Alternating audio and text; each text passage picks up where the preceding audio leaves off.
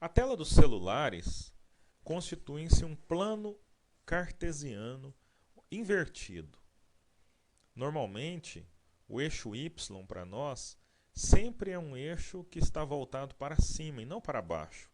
Já no aparelho celular, nosso eixo Y está voltado para baixo, só que com incrementos positivos, ou seja, quanto mais para baixo, maior é o valor de y. Preste muita atenção nisso. A física pode ser empregada e deve ser empregada no nosso mundo dos games, para que a gente possa trazer para ele o máximo de realismo. Logo, a força continua sendo a massa vezes a aceleração. Se imaginarmos o nosso personagem Tail e quisermos acelerá-lo para cima ou inferir um valor de aceleração, como poderemos ver no exemplo, necessitaremos de trabalhar com duas forças. Uma força que é a força da gravidade e a outra força que é a força que o nosso personagem fará para subir. A aceleração será o fruto da diferença dessas forças dividido pela massa. Observe a seguinte convenção: se uma força é negativa, o nosso personagem normalmente sobe. Se uma força é positiva, nosso personagem normalmente desce, o que interpretamos como se fosse uma força gravitacional. Se a força gravitacional sobre um elemento é positivo, esse elemento desce. Se ela é negativa, permite com que esse elemento comece a subir. Já que a força gravitacional se torna negativa, a aceleração passa a ser positiva, para cima, de modo que ela vai ampliando à medida que o personagem vai subindo. Você pode observar isso claramente quando rodarmos o nosso exemplo. Aproveite também para variar os valores da força e você perceberá que o nosso personagem se movimenta com mais ou com menos velocidade. Observe como implementamos no nosso código a relação entre as forças gravitacional e a força feita pelo nosso personagem para subir e como podemos aplicar a aceleração ao nosso personagem. Dentro da declaração das variáveis, podemos perceber a declaração do game design, que é normal em todos os nossos games, a declaração do nosso sprite com o nome Tails, a declaração do nosso layer que estamos trabalhando, a variável de interrupção do game, a movimentação do nosso personagem no eixo Y, a massa do nosso personagem, a força com que esse personagem está sendo atraído para baixo, a força que esse personagem está fazendo para subir. Como força são dois vetores e esses vetores são antagônicos, a força de subida é negativa em relação à força de descida, para representar o vetor. As forças de Newton são dadas em módulo. Quando colocamos uma força negativa, isso indica que estamos caminhando no sentido da posição zero do nosso eixo cartesiano. Logo, não se assuste com o valor menos 11. A somatória dos vetores gera uma força resultante, considerada e conhecida também por força total no nosso exemplo. Se aplicarmos a segunda lei de Newton, a aceleração no eixo y vai ser a força total dividido pela massa do nosso personagem.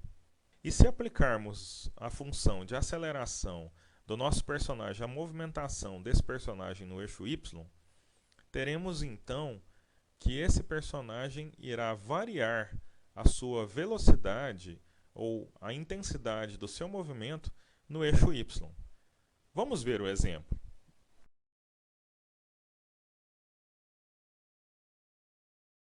Vamos aplicar uma outra força física, também relativa à aceleração, que é justamente o coeficiente de atrito.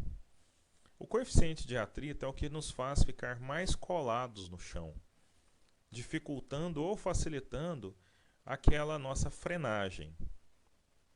Observem, por exemplo, o Sonic. Ele vem correndo e faz um esforço de parada. O esforço com que ele faz a parada é relativo ao coeficiente de atrito relativo ao piso. Ou seja, se nós temos um piso de areia, com certeza essa frenagem vai deslocar e vai demorar mais um tempo de deslocamento. Se nós temos um piso de borracha, esse deslocamento é muito menor. Se nós temos uma lama, o deslocamento será muito maior. Logo, o coeficiente irá trazer para nós realidade aos nossos jogos. Você pode, por exemplo, colocar um personagem com o coeficiente variável durante um determinado game, o que vai fazer com que, por exemplo, no seu carro de corrida, na pista ele ande mais rápido, já na areia ele tenha mais dificuldades para andar. Vamos observar o código. Private Sprite Sonic, declaramos o nosso Sprite Sonic. Private int movimento x, declaramos o nosso movimento no eixo x com a velocidade de 10. Private int gravidade, declaramos a nossa gravidade como um fator 2. Observamos os seguintes coeficientes μ, 0,1 para um carro na areia e 2 para uma borracha em cima de uma borracha. 0,1 faz com que teremos um deslocamento, um tempo de frenagem bem maior do que o 2, que seria um tempo muito curto de frenagem. Calculando a nossa força de desaceleração, nós temos que a aceleração ou a desaceleração será μ vezes a gravidade.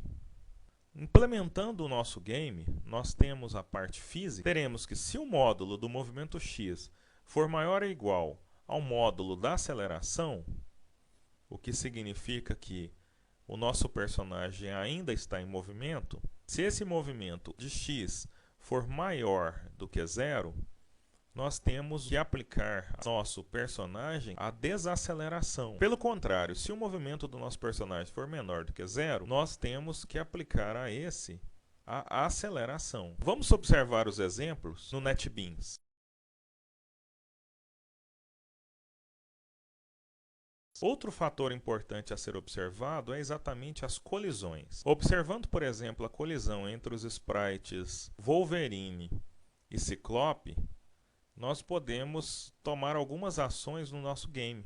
Tipos de colisões podem ser entre sprites, entre um sprite e um determinado objeto, ou entre um sprite e um determinado pixel do objeto. Normalmente, na maioria dos games, aplicamos sprites com um fundo transparente, o que facilitará o emprego dessa camada alfa em relação a calcular as dimensões e as relações de pixels dos nossos sprites. Ou seja, as partes em branco dos nossos sprites serão consideradas partes onde um sprite não tocará no outro. Do contrário, se não houvesse essa questão de transparência, todos os nossos sprites seriam imagens quadradas, onde qualquer ponto desse quadrado fosse tocado, o nosso personagem sofreria interação de um em relação ao outro. Podemos ter também o sprite interagindo com um determinado objeto. Um objeto é um elemento da cena, é um cenário, onde nós podemos considerar com que esse personagem possa tocá-lo ou até mesmo atravessá-lo.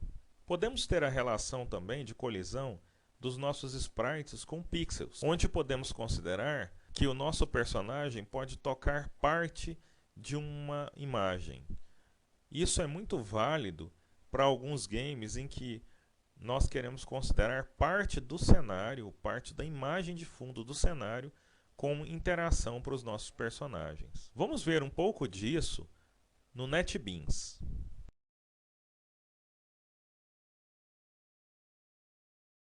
Na aula de hoje, nós aprendemos como fazer o mundo real, ampliando a experiência da jogabilidade para os nossos games, utilizando a física. Nós vimos também um pouco mais sobre o Java ME e como utilizá-lo, além de como editar mais alguns arquivos exemplo. Na próxima aula, nós avançaremos definindo os gêneros dos nossos jogos, a interface com o nosso jogador e retomaremos um pouco mais o nosso enredo dos nossos games. Execute mais alguns exemplos e pratique. Muito obrigado, até a próxima aula!